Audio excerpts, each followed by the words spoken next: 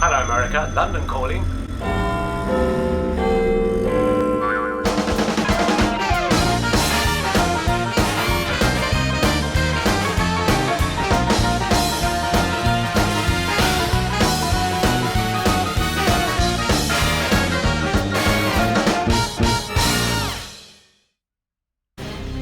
Now tonight we're in one of London's most haunted locations, searching for the paranormal. But I'm not here on my own. I have with me world-renowned psychic medium, Madame Spookarella. I'm talking to the dead. What, on the mobile? What? That noise, did you hear that noise? It was through here. Oh, Cyril, what are you doing up there? I'm just changing the electricity fuse. Oh, for crying out loud. Well, I'm actually really excited not only to be here at the fabulous Phoenix Artists Club in deepest, darkest Soho, which is allegedly haunted, but also to be sitting with two of the country's best known ghost hunters themselves. We have the fabulous Claire Sloan. Hi, thank and you, of course, fabulous. Ray Jordan. Hello. Now, of course, Ray, the thing that we know you best for is the TV series Haunting Australia, which is showing on Really Yes. in the UK at the moment. Yes, And in America? it's been in America. We've been in 27 countries so far. Next year we air in about another 30. So we've gone completely. I've gone around the world. Oh, check you out. How glamorous is that? Yes. without leaving Australia. It's great. It's great. And Claire, of course, you run your own ghost hunting company, Shadows of the Night. Yes, I do them all over the UK. I've actually just finished a tour off with Rob Demarest, who we've just been working with Haunting Australia. And I'm more well known for my goth weekends at Whitby. What makes a venue appropriate for you to do a ghost hunt? What is it specifically about the venue that makes you think that it's the right place to? Most of these places where I like to go and check them out first before I go ahead with it. And as soon as I walk in, because I'm really open to spirit, but I don't like to stick a label on it or anything. I'm like sensitive. I pick up quite a lot. I have done when we've come into this building today, and I just have a walk about and take her around and everything. And once I get that feel, and you just get that vibe, and I thought, right, this is the ideal location to do it. Is that the same with you, with Haunting Yeah, Australia? kind of.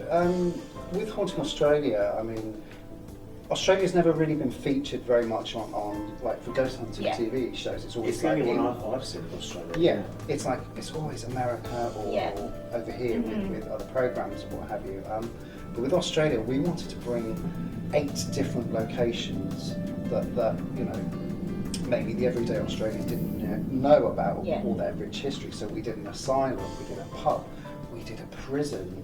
So talking about the tech and the gadgetry that we've obviously seen on Yeah. Haunting Australia, it must take quite a lot to set all of that up and get prepared beforehand. I mean, we had CCTV plumbed in all over the building, like miles and miles of cable, but the production company primarily deal with that.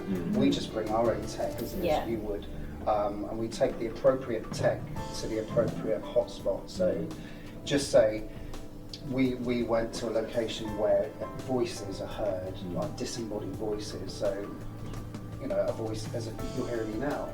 So we would make sure we had the right gadgets or the tech to So take there's to that a particular for EVP, EVP, electronic yeah. voice. Love Yeah. EVP. And in Haunting Australia, we get some really good EVPs, we get some disembodied voices, we get some crazy stuff that we just cannot explain. But we leave it open-ended, so we let the public, judge for themselves whether you believe it or not. Do you have a favourite piece of kit? Yes, my emotion sensor. Emotion sensor? Yes, it's I've got 2 gadgets, but my motion sensor has been built from scratch, and it's ideal and perfect for events. It's your And baby, isn't it? yes, it is. And you know what? Nobody else has got one. Oh, how cool is that? Yes. I just want to ask, because this is the sort of thing that I would want to know if I was watching the interview.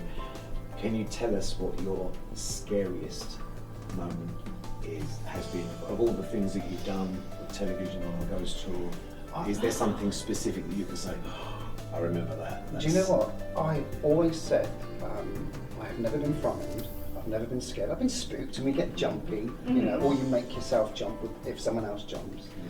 But when I got to Australia, that all changed. I mean, we did a location called North Kapunda Hotel, seeing you know, the footage back, seeing how I hit the deck for no reason, that apparently I was being overtaken by a spirit. You don't know why it happened. You just went. Well, the psychic we had, Ian Lawman, amazing psychic, he said that some kind of spirit or a spirit connected to the room Because your or eyes the were more location. glazed as well, Apparently, didn't they? yeah, my eyes. If you look at me, when you see the footage, I don't think I was there. Yeah, It sounds I understand bizarre, what you mean, yeah. but I was gone somewhere else. On the Victorian time, was it? I know, And a little bit of drool, don't forget the drool. Oh, bless what about you? Is there one particular? If you could pick one event. Cat, sorry. What the hell was that? Did you hear that? Yeah. What was that? I don't know.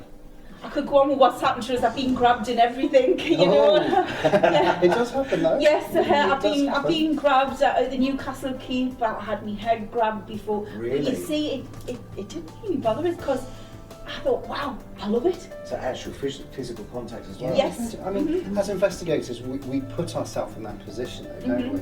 So we kind of put ourselves out there. We become almost like trigger objects. I suppose Yes, you would that's say. it. How do you prepare yourself to go into a ghost hunt, knowing that that could happen?